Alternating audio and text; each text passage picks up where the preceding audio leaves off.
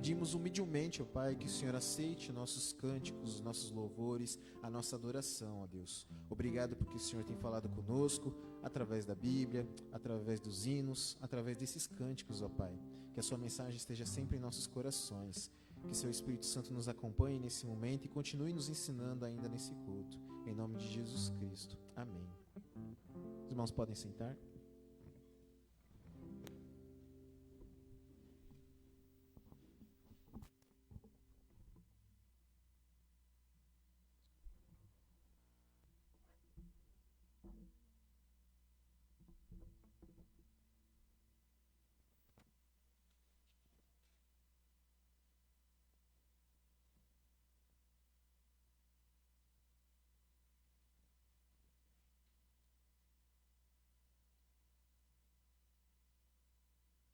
Momento da edificação através da palavra. Qual a irmã que vai ficar hoje com as crianças? Então, a irmã Roberta vai ficar com as crianças até 10 anos. Peço que o seminarista William já ore pelo culto também das crianças. Nosso culto aqui seja um momento abençoado.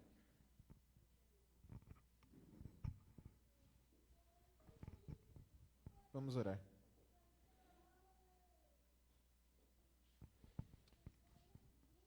Senhor, mais uma vez em oração, Pai, queremos te pedir agora por essa mensagem, ó Deus. Queremos pedir pela mensagem que será transmitida também pelas crianças. Que o Senhor esteja abençoando, continue abençoando a cada uma delas e principalmente a Roberta que trará essa mensagem, ó Deus. Ilumine cada uma delas e cada um de nós, ó Pai, com o teu Santo Espírito, para que compreendamos as palavras que serão ditas, que serão pregadas nessa noite, ó Pai. Em nome de Jesus Cristo que nós pedimos. Amém.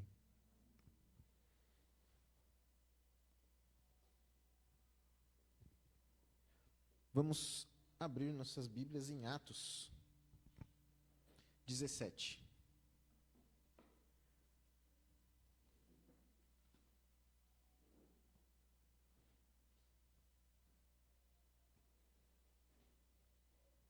Atos capítulo 17, nós vamos continuar a exposição do livro de Atos, do versículo 16, hoje, até o versículo 34.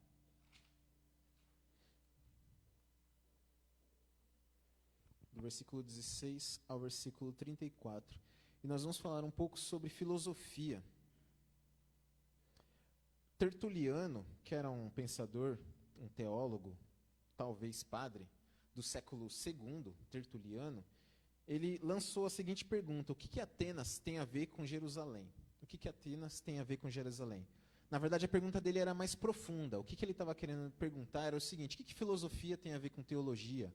Ou o que a razão, a racionalidade tem a ver com a fé?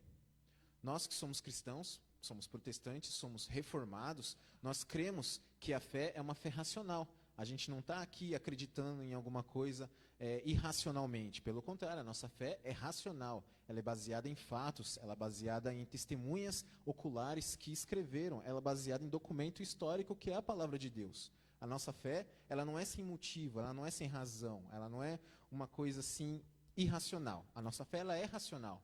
Ok? Então, o que tem a ver a filosofia humana com a filosofia divina? Vamos colocar dessa forma. Bom, filosofia, o que é filosofia? Às vezes, quando a gente fala filosofia, parece uma coisa, um monstro, né? Nossa, filosofia. Quando a gente pensa no filósofo, a gente pensa naqueles homens que ficam sentados na pedra, pensando o dia inteiro sobre coisas que nós nem sequer imaginamos. Acontece que todos nós somos naturalmente filósofos. Por quê? Porque filosofia é aquele que ama o conhecimento. A palavra filosofia significa exatamente isso: o amor ao conhecimento, o amigo da sabedoria. E quem não gosta de aprender alguma coisa? A gente nasce aprendendo, a gente cresce aprendendo e a gente nunca para de aprender. E nós gostamos de aprender coisas novas. Às vezes a gente não gosta do ensino formal, da escola, de ficar sentado aí, vendo um professor falando. Às vezes isso cansa, às vezes é chato. Mas nós gostamos de aprender coisas novas. Estamos sempre procurando coisas novas para aprender. O ser humano, ele nasceu para aprender. Ele foi criado para aprender. Então, naturalmente, todos nós somos filósofos. E os cristãos, mais do que todos, deveriam ser filósofos cristãos. Por quê? Porque a nossa filosofia se baseia, então, no conhecimento de Deus. Não na sabedoria humana, mas na sabedoria de Deus. E nós, como cristãos, deveríamos buscar sempre a sabedoria de Deus sempre conhecer mais sobre Deus, sempre aprender mais sobre Deus. É por isso que estamos aqui também essa noite, para aprender mais sobre Deus. Por quê? Porque amamos a sabedoria, a de Deus. Amamos o conhecimento de Deus. Amamos conhecer o nosso Deus. Somos todos, então, filósofos. A sabedoria do mundo, ela é um pouco complicada, porque ela não traz respostas satisfatórias. Na verdade, nós podemos ver a filosofia como uma arte de fazer perguntas. Os filósofos, eles são muito bons em fazer perguntas, mas eles não são tão bons assim em dar as respostas. Esse é o trabalho da teologia. Então, se nós fôssemos criar uma relação entre filosofia e teologia, seria essa. Pastor Jonas Madureira é quem dá essa relação entre filosofia e teologia. Ele diz que a filosofia é a arte de fazer perguntas certas, e a teologia é aquela que dá as respostas certas. Então, os filósofos perguntam e nós, os teólogos, respondemos à luz das Escrituras Sagradas, à luz da Bíblia. Sempre, através da Bíblia, nós damos respostas. Não estamos falando da sabedoria dos homens, mas da sabedoria que vem do alto. Então, a nossa filosofia não é a filosofia grega que a gente aprende na escola, não é Aristóteles, Platão, Sócrates, não, nenhum desses pensadores. A nossa sabedoria ela é hebraica, ela vem da Bíblia, ela vem de grandes pensadores como Salomão, que escreveu Eclesiastes, Provérbios, ela vem de Moisés, ela vem do próprio Jesus Cristo, que na Bíblia ele é personificado como a sabedoria de Deus. Jesus Cristo é a sabedoria de Deus. Essa é a sabedoria que nos interessa. Claro, a filosofia humana é uma arte e ela também é uma ferramenta. E nós podemos e devemos utilizar a filosofia para trabalhar no reino de Deus. Ok? Então, o que eu quero expor, o que eu acredito que a palavra de Deus vai nos trazer essa noite, é exatamente isso. Como usar a filosofia humana como ferramenta para trabalhar no reino de Deus. Paulo, no nosso texto, fez exatamente isso. O título da nossa pregação foi retirado do texto, fala o Deus desconhecido, porque nós vamos ver como que Paulo utilizou a filosofia ali de Atenas para pregar o evangelho para os próprios atenienses. Ok? Vamos ler o texto.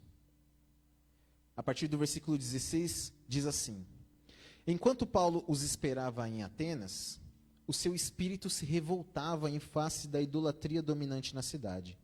Por isso dissertava na sinagoga entre os judeus e os gentios, entre os judeus e os gentios piedosos, também na praça todos os dias entre os que se encontravam ali. E alguns dos filósofos epicureus e estoicos contendiam com ele, havendo quem perguntasse: o que quer dizer esse tagarela? E outros, parece pregador de estranhos deuses, pois pregava a Jesus e a ressurreição. Então, tomando consigo, o levaram ao Areópago, dizendo: poderemos saber que nova doutrina é essa que ensinas? Posto que nos trazes aos ouvidos coisas estranhas, queremos saber o que vem a ser isso. Pois todos os de Atenas e os estrangeiros residentes de outra coisa não cuidavam senão dizer ou ouvir as últimas novidades. Então Paulo, levantando-se no meio do Areópago, disse: Senhores atenienses, em tudo vos vejo acentuadamente religiosos, porque passando e observando os objetos do vosso culto, encontrei também um altar, no qual está escrito: ao Deus desconhecido. Esse, pois, que adorais sem conhecer, é precisamente aquele que eu vos anuncio. O Deus que fez o mundo e tudo que nele existe, sendo Senhor do céu e da terra. Ele não habita em santuários feitos por mãos humanas, nem é servido por mãos humanas como se de alguma coisa precisasse, pois ele mesmo é quem a todos dá vida, respiração e tudo mais. De um só fez toda a raça humana para habitar sobre a face da terra, havendo fixado os tempos previamente estabelecidos e os limites da sua habitação. Para buscarem a Deus, se porventura tateando o possam achar, bem que não está longe de cada um de nós, pois nele vivemos e nos movemos e existimos. Como alguns dos vossos poetas têm dito, porque dele também somos geração.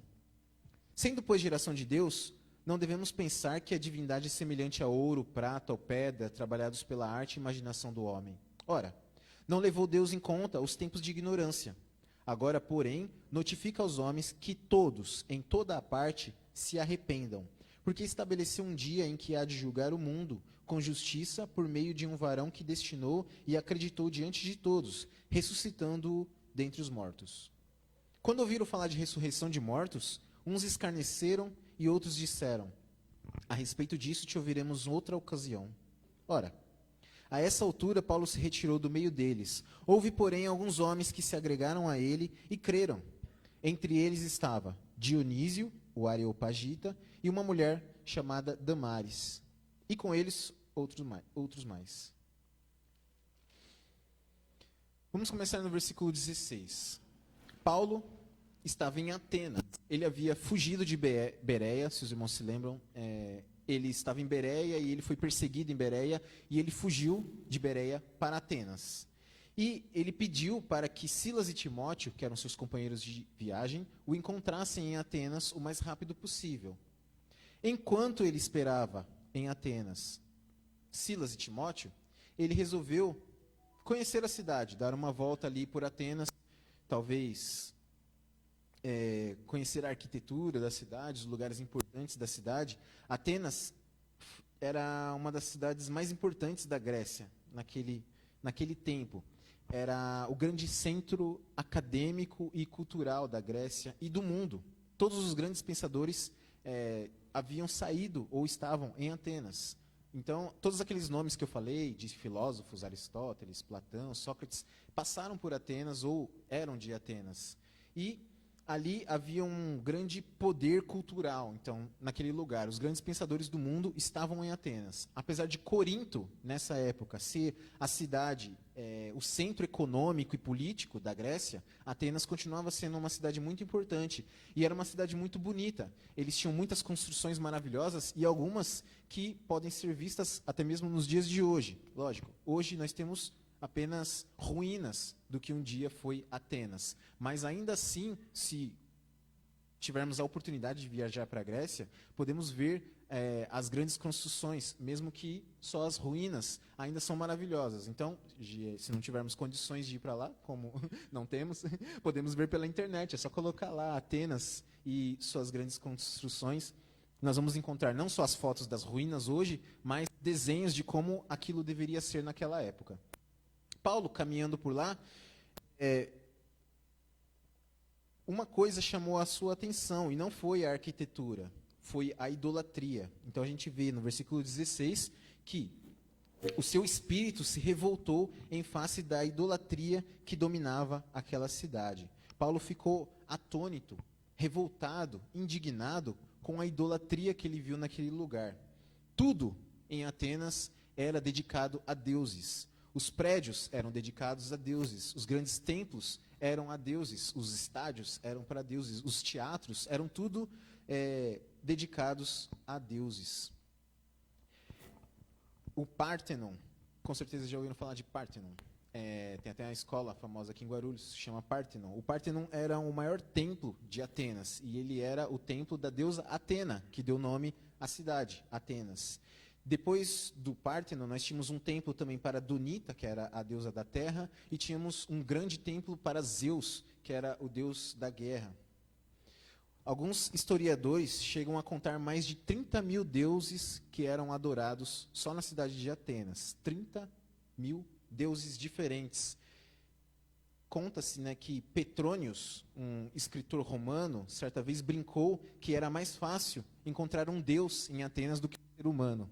Caminhando por Atenas, era mais fácil encontrar um deus do que um ser humano, porque mais de 30 mil deuses sendo adorados naquela cidade. Então Paulo olhou para tudo isso e ele não achou nada engraçado, pelo contrário, ele ficou indignado, revoltado, ele ficou com uma santa ira, podemos assim dizer. Paulo ficou irado quando ele olhou tudo aquilo. Ele falou: os seres humanos foram criados para adorar um único Deus, o Deus que os criou, mas neste lugar adoram a tudo, menos ao Criador. E como nós, cristãos, estamos reagindo à idolatria ao nosso redor? Porque hoje não está muito diferente. Se nós pensamos e ficamos espantados com o número de 30 mil deuses sendo adorados em Atenas, hoje não está muito diferente. Porque as pessoas têm os seus ídolos e elas adoram esses ídolos. Quais são os ídolos de hoje?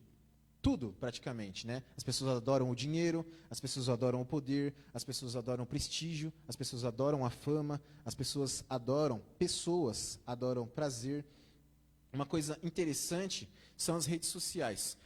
Alguns anos atrás, quando você entrava numa rede social, você convidava alguém para ser seu amigo, né? Você mandava uma solicitação de amizade, a pessoa aceitava e você virava amigo dessa pessoa. Com a entrada das celebridades nas redes sociais, a coisa começou a mudar um pouco. Você tinha uma página de um artista, de alguém famoso, que você curtia. Mas até aí sem problema, né? Vou curtir, eu curto o trabalho dessa pessoa. Ele é um cantor, ele é um ator, ele é um, sei lá, um joinha, eu vou curtir. Aí as redes começaram a mudar e você começa a seguir as pessoas. Agora você é um seguidor de fulano, um seguidor de Beltrano, um seguidor de sabe-se lá quem. E como se não fosse o bastante, essas pessoas que são seguidas, elas se denominam como influencers, elas são influenciadoras. Elas estão ali declaradamente para influenciar os seus seguidores, para que esses sejam influenciados pelas suas atitudes. E nem sempre, aliás, posso dizer que raramente são boas. Raramente as influências que nós encontramos na internet são boas. Nada contra ser seguidor de alguém, desde que você tome muito, muito cuidado com a idolatria, né? Nós vemos as pessoas são facilmente transformadas em idólatras de alguém. Então, temos pessoas que não conseguem passar 10 minutos sem olhar a página daquela pessoa que ela segue, daquela que se tornou um ídolo na sua vida. Então, hoje nós temos com certeza muito mais do que 30 mil ídolos por aí. E nós estamos percebendo, é só parar alguns minutos e olhar que nós vamos ver e perceber que pessoas estão idolatrando o tempo todo ao nosso redor. E qual é a nossa atitude em relação a isso? Será que nós ficamos como Paulo, indignados com o que está acontecendo? Será que quando a gente vê pessoas completamente entregues à impiedade, nós ficamos revoltados? Quando a gente vê alguém zombando da nossa fé, zombando de Deus, zombando da Bíblia, fazendo piadinha com Jesus Cristo na internet, a gente fica realmente indignado, revoltado com isso. A idolatria, ela deve revoltar a nossa alma e deve nos levar a uma reação. Qual foi a reação de Paulo? Quando a gente olha no versículo 17, a gente vê, por isso dissertava na sinagoga. Por isso o quê? Por causa da idolatria que ele viu em todos os lugares. Ele teve que tomar uma atitude, ele foi levado a tomar uma atitude. E qual foi a atitude dele? Pregar o evangelho. Paulo foi pregar o evangelho. Somente Cristo poderia livrar aquelas pessoas da idolatria. Nós observamos que Paulo seguiu o seu método. Lembra que eu falei dos métodos, das características do evangelista? Que a primeira característica do grande evangelista é que ele tinha um método e ele seguia esse método. Paulo não largou o seu método. A primeira coisa que ele fez, procurou uma sinagoga e foi pregar para os judeus. Ele foi diretamente para os judeus e pregou ali para quem estava lá, judeus piedosos, gentios piedosos. Esses judeus e esses gentios, com certeza, não eram idólatras. Eles criam em um único Deus, o Deus criador de todas as coisas. Mas a religião deles era fraca. E eles não podiam livrar a cidade da idolatria e dessa filosofia vã que não levava ninguém a lugar nenhum. Por quê? Porque faltava Cristo. Para os judeus faltava Cristo. Eles tinham uma religião, mas essa religião não estava apresentando Cristo para aquelas pessoas. Por isso que nada mudava em Atenas. Quando nós olhamos para a nossa situação, nós temos muitas pessoas cristãs, muitos religiosos, muitos católicos, muitos evangélicos, protestantes, mas a gente não vê mudança acontecendo, porque está faltando Cristo. Está faltando pregar Cristo de verdade, para haver uma mudança real. Essas pessoas precisavam de Cristo. Veja que Lucas não escreveu sobre nenhuma conversão nas sinagogas, nenhuma conversão de judeus. Pelo contrário, Paulo dissertava na sinagoga, e esse dissertava podia ser traduzido de uma outra forma. Por exemplo, Paulo argumentava, Paulo arrazoava, Paulo discutia com eles, eles discutiam com Paulo. Paulo falava sobre Cristo e eles rebatiam. Eles não estavam acreditando em Paulo. Então, os judeus estavam com o coração endurecido. Por isso, Paulo resolveu pregar em outro lugar. Onde? Na praça. Todos os dias, Paulo então ia para as praças, para a praça principal ali de Atenas, e pregava para quem estivesse lá. Paulo primeiro foi, pregou para os judeus não acreditaram na palavra dele, ele foi e começou a pregar na praça para quem estivesse lá. Essa praça era tipo um lugar de feira livre, então tinha muito movimento nessa praça, e nessa praça também aconteciam aulas abertas, aulas livres. E Paulo subiu, então, naquele púlpito, naquele palanque, e começou a falar sobre Jesus Cristo ali. Muitos filósofos estavam por ali, e Paulo usou esse lugar para pregar o evangelho. Paulo foi para cima. Paulo não conseguiu ficar parado. E aí vem para nós uma pergunta. E nós? Nós estamos vendo tudo isso acontecendo ao nosso redor, e o que nós estamos fazendo? Será que estamos esperando as pessoas baterem na nossa porta e perguntar sobre Jesus Cristo? Quando nós deveríamos fazer igual Paulo e ir para cima. Vamos pregar, vamos para as praças, vamos para as feiras, vamos para qualquer lugar, mas vamos pregar o evangelho. Não podemos ficar parados diante do que está acontecendo. No versículo 18, alguns filósofos epicureus e estoicos contendiam com Paulo. Paulo não poderia passar por essa cidade e não encontrar com filósofos, né? Era a cidade dos filósofos. E esses filósofos foram contender com Paulo, foram discutir com Paulo sobre o que Paulo estava pregando. Duas correntes filosóficas aqui que Lucas escreve: os epicureus e os estoicos. Nomes difíceis, complicados, né? Epicureus eram seguidores de Epicuro, um grande filósofo, e os estoicos eram seguidores de Zenão. Não tem nada a ver. Por que eles chamavam estoicos? Porque Zenão dava aula numa porta chamada Estoá. Então daí vem o nome estoico. Qual que era a filosofia deles? Bom, os epicuristas eram ateus, não acreditavam em Deus nenhum. Eles estavam num lugar que tinha mais de 30 mil deuses, mas eles não acreditavam em deuses nenhum, em nenhum tipo de Deus. Negavam a imortalidade da alma. Por quê? Para eles morreu, acabou. Acabou a alma, acabou o corpo. Morreu, acabou. E o prazer era a coisa principal da vida. Eles buscavam o prazer, a felicidade. Era o bem supremo da vida para eles, ter o prazer, ter a felicidade. Então aquela frase que a gente conhece, comamos e bebamos, porque amanhã morreremos, vem dos epicuristas, dos epicureus. Coma, beba, se divirta, faça o que você quiser. Por quê? Porque amanhã você vai morrer e acabou. E aí não tem mais nada. Esses eram os epicureus. Hoje em dia, nós encontramos a filosofia epicurista em nosso meio? Com certeza. Toda vez que você ouve alguém falar assim, seja feliz, o que importa é você ser feliz hoje. Não importa amanhã. O que importa é que hoje você seja feliz. Amanhã você vai morrer. Então, aproveita a vida agora. Isso é uma filosofia epicurista. É uma filosofia de um epicureu. E é muito comum hoje. Os estoicos, por outro lado, negavam o prazer. E hoje o estoicismo está na moda. Só você jogar no YouTube, você vai ver o tanto de pessoas que se declaram estoicas, que se declaram seguidores dessa doutrina de Zenão. Ele acreditava que o prazer não servia para nada, a felicidade não serve para nada. Ele era extremamente racionalista, era extremamente racional. E os sentimentos e emoções eram distrações para esses tipos de filósofos, e eles tinham que evitar qualquer tipo de distração. Eles estavam focados em aprender cada vez mais. Eles eram panteístas. O que é isso? Eles acreditavam que tudo era Deus. Enquanto os epicureus não acreditavam em Deus, Deus não existe, para os estoicos, tudo era Deus. Deus estava em todos os lugares, tudo era Deus, Deus era tudo. A gente encontra muito disso nas religiões orientais, hoje em dia, né? Religiões que falam que a natureza é Deus, que o universo é Deus, que tudo é Deus. Os dois estão errados. Nem Deus é todas as coisas, Deus não se confunde com a sua criação. Podemos encontrar Deus na natureza? Podemos. Encontramos Deus no próprio homem? Encontramos. Mas Deus não se confunde com a sua criação. O homem não é Deus, a árvore não é Deus, o universo não é Deus. Deus é separado da sua criação. E os epicureus estavam enganados por não acreditar que Deus existia. E eles estavam incomodados com a presença de Paulo na cidade. Alguns estavam chamando Paulo de tagarela. A palavra tagarela aqui significava um catador de sementes. Alguém que andava por aí catando uma sementinha aqui, uma sementinha ali. Era isso que eles estavam chamando Paulo. Outros reconheciam que Paulo estava pregando Deus, mas era um Deus estranho para eles. Jesus Cristo era um Deus estranho para eles. Ressurreição era uma coisa que eles não sabiam, não acreditavam nisso.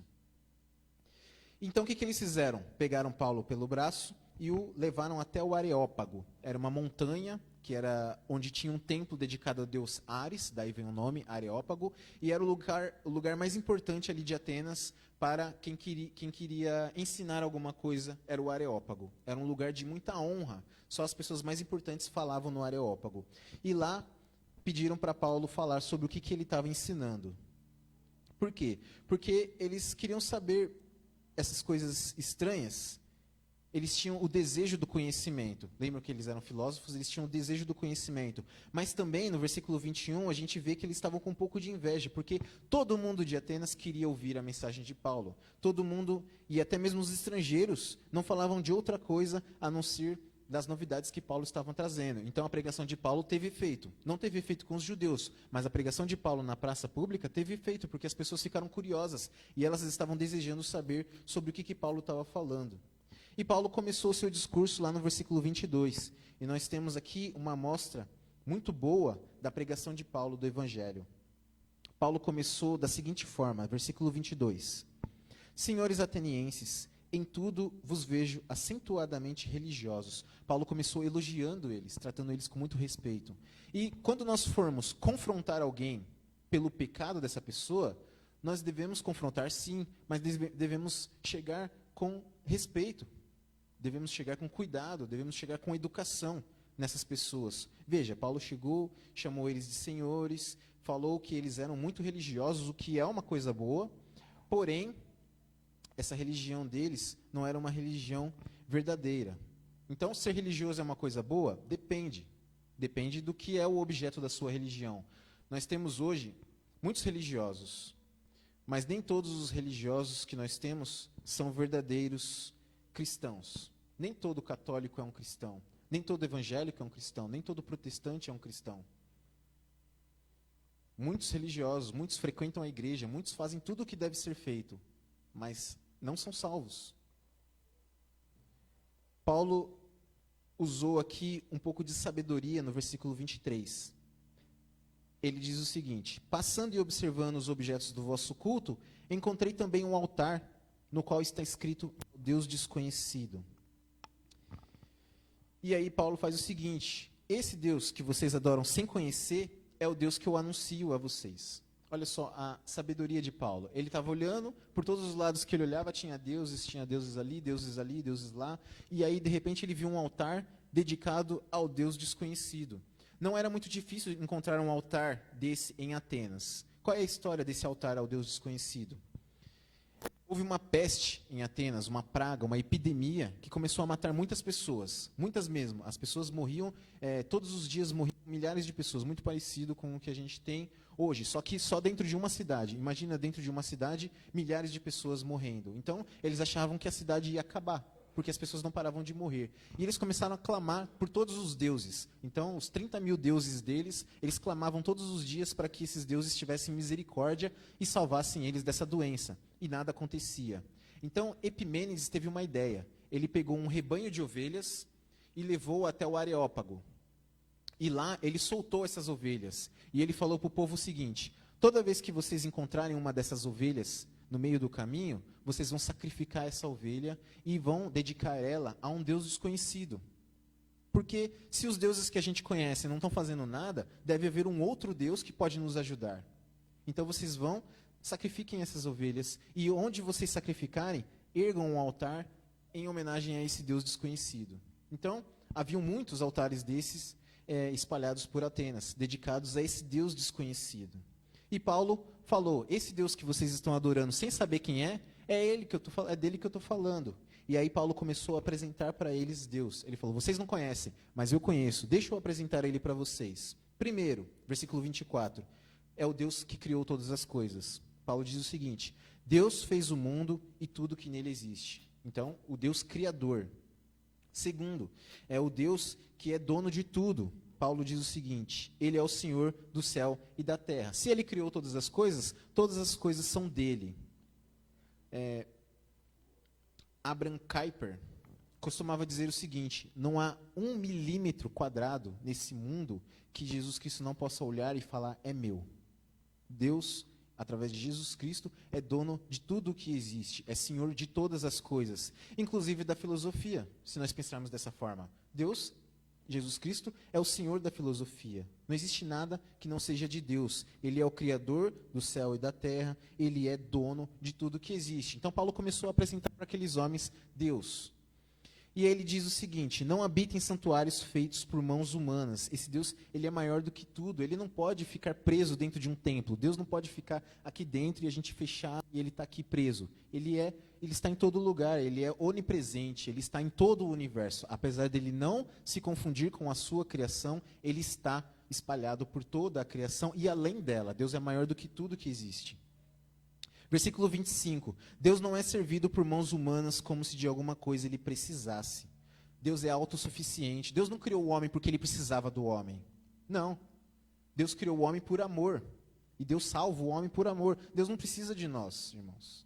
Mas Deus nos ama e por isso ele nos salva. Por isso que ele nos criou, por isso que ele nos mantém vivos. Por isso que ele faz chover sobre a terra. Por isso que ele faz a comida brotar do chão. Porque Deus nos ama, mas ele não precisava de nós, ele sempre existiu e sempre existirá, independente do ser humano. Deus mesmo dá a vida a todos, Deus dá a respiração e tudo mais. Então, Paulo começou a combater a filosofia desses homens, e se você não presta atenção, você passa direto. Mas, veja, Deus já mostrou para eles que Deus é separado da sua... Paulo mostrou para eles que Deus estava separado da sua criação. Quando diz que ele criou as coisas, Paulo já está falando, esse Deus não é a criação. Ele é maior do que a criação. E aqui, Paulo está dizendo o seguinte: os seres humanos precisam de Deus para sobreviver. Os epicureus acreditavam que a vida tinha acontecido ao acaso. Eles eram ateístas, eles acreditavam que, vamos dizer que eles foram os precursores do Big Bang. Aconteceu e explodiu tudo e, de repente, estávamos aqui. E Paulo está falando, não foi assim. Há um Deus e ele criou todas as coisas. De um só, Deus fez toda a raça humana, versículo 26, para habitar sobre toda a face da terra. De um só fez toda a raça humana para habitar sobre toda a face da terra. Com esse versículo, Paulo quebrou todo o preconceito que havia também em Atenas. Os atenienses, eles se achavam melhores do que os outros gregos. Os gregos já se achavam melhores do que todos da face da terra, porque eles falavam, todo aquele que não é grego é bárbaro. É como se fosse alguém que não é civilizado. Nós somos os gregos, nós somos civilizados, somos melhores do que o resto da raça humana. E dentro da Grécia, os atenienses se achavam ainda melhores do que os gregos. Então, Paulo está falando aqui, não, todos nós viemos de um só homem, todos nós somos iguais. Não é porque vocês nasceram em Atenas que vocês são melhores do que ninguém. Veja como Paulo, uma pregação simples e pequena, está quebrando tudo aquilo de errado que ele estava vendo em Atenas. Ele continua. Deus fixou os tempos previamente estabelecidos e os limites da sua habitação para quê? Para buscarem a Deus, se porventura tateando o possam achar, bem que não está longe de cada um de nós. Deus não é um Deus que criou todas as coisas e foi embora e deixou a gente aqui. Não, ele está perto de nós. Ele está próximo, ele pode ser encontrado. É isso que Paulo está dizendo para eles. É só vocês procurarem que ele não está longe de nós. Versículo 28. Nele vivemos e nos movemos e existimos, como alguns dos vossos poetas têm dito, porque dele somos também geração. Então Paulo começou a usar os próprios poetas, os próprios filósofos de Atenas, para mostrar para eles que Deus não só existia, mas Deus estava com eles, e que eles eram geração de Deus. Veja só a importância de conhecer filosofia. Paulo conheceu a cidade ali, ele deu uma volta pela cidade de Atenas, conheceu a cidade onde ele encontrou o templo ao Deus desconhecido, e Paulo conhecia também os escritos dos atenienses. Ele citou aqui de cor uma frase de um poeta ateniense, e aplicou isso a Deus.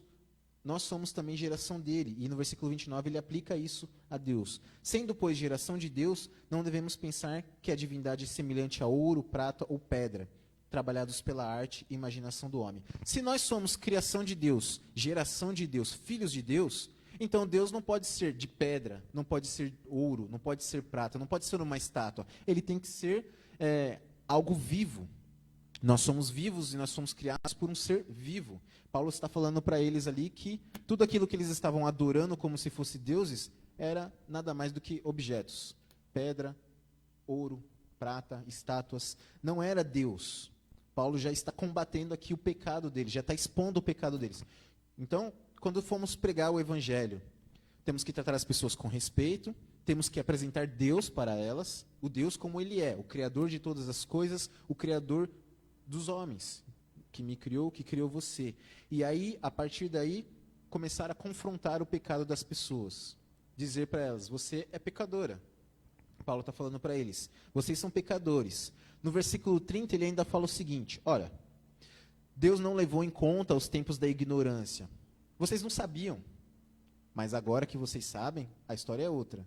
Então, a partir do momento que a pessoa tem noção do pecado dela, aí ela tem o dever de se arrepender, de fazer uma escolha. Ela não pode mais continuar pecando. Quando ela estava no tempo da ignorância, talvez ela não tivesse essa obrigação, porque ela não sabia que era pecado. Mas aí você foi lá e acabou com a vida dela. Falou para ela, isso que você faz é pecado, é errado. E agora? E agora? Agora, só há um caminho. Paulo diz o seguinte, notifica os homens que todos, em toda a parte, se arrependam. Porque estabeleceu um dia em que há de julgar o mundo com justiça por meio de um varão que destinou e acreditou diante de todos, ressuscitando dentre os mortos. Paulo chegou, trouxe o problema, mas também trouxe a solução. O que vocês vão fazer? Se arrependam dos seus pecados, porque Deus vai julgar o mundo através de um homem que veio para o mundo e que morreu, mas que ressuscitou para nos dar vida. Paulo apresentou Deus, apresentou a situação do homem, que era o pecado, e apresentou o caminho para o arrependimento, para a redenção, que é Cristo. Quando eles ouviram falar da ressurreição de mortos, versículo 32, alguns escarneceram. Provavelmente os epicureus, porque eles eram ateus, não acreditavam em nada disso, para eles, morreu, acabou. Outros, porém, disseram o seguinte, a respeito disso te ouviremos em outra ocasião. Talvez essas pessoas tenham sido sinceras, provavelmente os estoicos, falaram assim, a gente vai ouvir você depois, outra hora a gente ouve você. Acontece que Paulo foi embora e nunca mais voltou para Atenas. E essas pessoas perderam a oportunidade que elas tinham. A gente não ouve em nenhum lugar da Bíblia e nenhum lugar da história uma igreja cristã em Atenas. Nós temos a igreja dos Coríntios, Tessalônica, os Filipenses, Bereia. Temos na Bíblia registrado várias igrejas, mas nós não ouvimos falar de uma igreja em Atenas. Essas pessoas deixaram para uma outra hora e elas não tiveram essa outra hora. Porque no versículo 33 a gente vê que Paulo se retirou do meio deles. Paulo foi embora. Paulo fez o que ele tinha que fazer. Pregou o evangelho e foi embora. No versículo 34, porém, a gente vê que alguns homens se agregaram a ele. Algumas pessoas acreditaram em Paulo e creram. Entre eles estava Dionísio, que era o areopagita, ele trabalhava no Areópago, era uma pessoa muito importante, de grande honra em Atenas, e também uma mulher chamada Damares, que Lucas não fala quem ela era, mas para ele ter citado o nome dela, ela também devia ser uma pessoa importante, e com eles outros mais. Então, o trabalho de Paulo em Atenas não foi em vão. Como nunca é, o trabalho para nosso Deus nunca é em vão. Toda vez que você prega o evangelho, muitas pessoas vão rejeitar, muitas pessoas vão escarnecer. Algumas pessoas vão falar, outra hora você fala para mim disso, não quero ouvir agora não, mas um outro dia talvez. Mas algumas pessoas vão crer. Aqueles que Deus escolheu vão crer. Então a gente vê que Paulo usou de sabedoria humana, mas principalmente Paulo usou de sabedoria divina para pregar o evangelho. Paulo se indignou com a situação daqueles atenienses e não ficou parado, ele foi pregar o evangelho. Essas são as lições para nós essa noite. Nós estamos num mundo idólatra, o Brasil é um país idólatra, é conhecido como um país cristão, mas é um país idólatra. O brasileiro não pode ver uma pessoa se levantando que ele já idolatra, seja ela um atleta, porque o Neymar, porque Daiane dos Santos, porque o Mineirinho, porque sei lá quem é o ídolo. Pode ver uma celebridade, não sei quem venceu o Big Brother, não sei o quê. Não pode ver um político, o Messias que vai salvar a população e todo mundo já começa a idolatrar esse político como se ele fosse a solução para todos os problemas. E ele não é. A solução para todos os nossos problemas é Jesus Cristo. Não existe um homem que vai salvar a humanidade. Jesus Cristo é quem salva, e somente Ele. Nós não podemos ficar parados vendo essa idolatria e não fazer nada. Devemos fazer como Paulo, expor a verdade, pregar o Evangelho. Não podemos ignorar a sabedoria do mundo. Pelo contrário, devemos usar a sabedoria do mundo, juntamente com a sabedoria de Deus, para poder pregar o Evangelho. Paulo foi sábio aqui. Quem teria imaginado, quem pensaria uma coisa dessa? E, principalmente, se você estiver do outro lado essa noite, não seja como um epicureu e rejeite essa mensagem que você ouviu. Não seja como aqueles que disseram, outra hora, não deixe para depois, não deixe para amanhã. Deus está falando com você agora. Deus está falando com você essa noite. Então, não deixe para amanhã, porque amanhã pode não existir. O pecado está exposto, e o caminho é o arrependimento. Vamos orar nesse momento. Ore comigo, você também, e ore para que Deus te dê coragem, intrepidez e principalmente sabedoria. Salomão orou por sabedoria e foi o homem mais sábio que pisou nessa terra. Tiago diz na sua carta, se alguém quiser sabedoria, peça a Deus e Ele dará. Vamos orar por sabedoria e orar para que nosso Senhor esteja conosco sempre. Não deixe para depois. Senhor Deus, queremos agradecer nesse momento por essa mensagem que o Senhor nos trouxe, ó Pai. Mais uma vez agradecemos pela Bíblia que o Senhor nos deixou, pela sua palavra escrita, e que nos guia, que nos mostra o caminho a ser trilhado, ó Pai.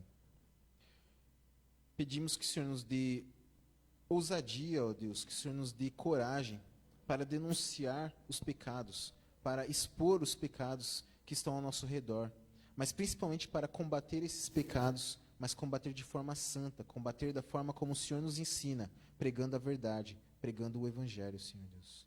Que a idolatria esteja cada vez mais distante de nós, que possamos ser um país verdadeiramente cristão, um país que sabe que o Senhor é o único Deus, que Jesus Cristo é o único Senhor. Nos encha com o Teu Santo Espírito, ó Deus, e caminhe conosco durante essa semana e durante todo o resto de nossas vidas. É o que nós pedimos em nome de Jesus Cristo. Amém.